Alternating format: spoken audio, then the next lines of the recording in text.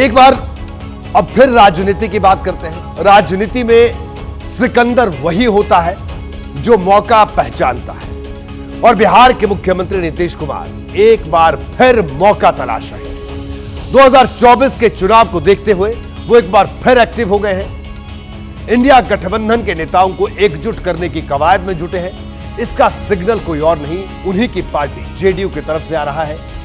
इसके 3 पॉइंट्स हैं जिनको समझिए आखिरकार नीतीश कुमार कैसे एक्टिव हुए और वो इस एक्टिवनेस के जरिए क्या करना चाहते हैं। नीतीश 29 दिसंबर को दिल्ली में पार्टी कार्यकारिणी की बैठक कर रहे हैं। बैठक के बाद वो दिल्ली में इंडिया गठबंधन के नेताओं से भी मिल सकते हैं।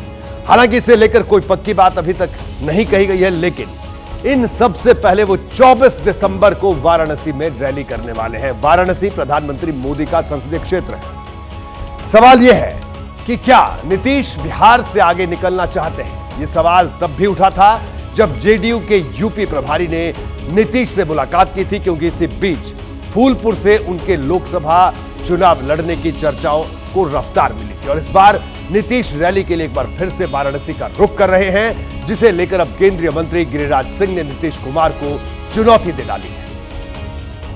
वैसे रैली निकालने के लिए किसी को मनाहट नहीं है, रैली निकालें, लेकिन मैं एक आग्रह करता हूं नीतीश जी से कि बनारस में नरेंद्र मोदी के खिलाफ चुनाव लड़ने का भी आह्वान आप उसी दिन कर ले, अगर हिम्मत है तो।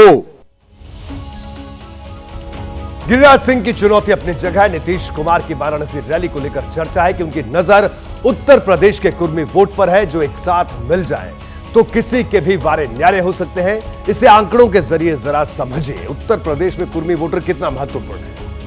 उत्तर प्रदेश में कुर्मी आबादी करीब 5 से 6% है। कुर्मी समाज का प्रभाव लगभग 25 जिलों में है। कुर्मी वोटर्स करीब 50 विधानसभा सीटों पर असरदार है। लोकसभा सीटों की बात करें तो यूपी की करीब 10 सीटों पर इनका असर है। यूपी में ओबीसी में यादव के बाद कुर्मी दूसरी सबसे बड़ी आबादी है। यह हम आपको आंकड़ों के जरिए भी दिखा रहे हैं कि किस तरह से यह आबादी का पूरा गणित है।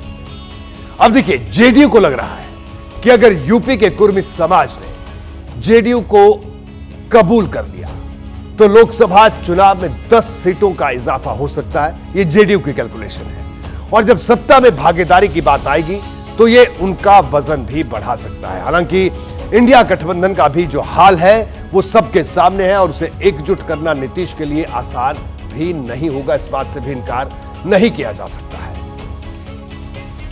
तो खैर, नीतीश कुमार प्रधानमंत्री नरेंद्र मोदी के संसदीय क्षेत्र में जाकर रैली करने वाले हैं। और मैं एक और अहम बात आपको इसमें बता दूं कि वो रैली जो कर रहे हैं वो इलाका रोहनिया इलाका है वाराणसी का, जहां से अनुप्रिया पटेल जो केंद्र में मंत्री हैं, वो कभी विधायक वहां से रहा करती थी। कुर्मी बाहुल्य ये विधानसभा की सीट है। जैसे ही घड़ी का काटा दोपहर 2:30 पे आए, बबीता जी का दिल सास बहू साजिश के लिए मचल जाए। और ये है इनकी बहू, पूरे दिन ऑफिस की टेंशन हो जाए गॉन जब ये करें अपना फेवरेट शो फ्री टाइम पे ऑन। इनकी तरह आप भी देखें अपना फेवरेट शो अपने टाइम पर, और डाउनलोड कीजिए एबीपी लाइव ऐप अपने स्मार्ट टीवी पर।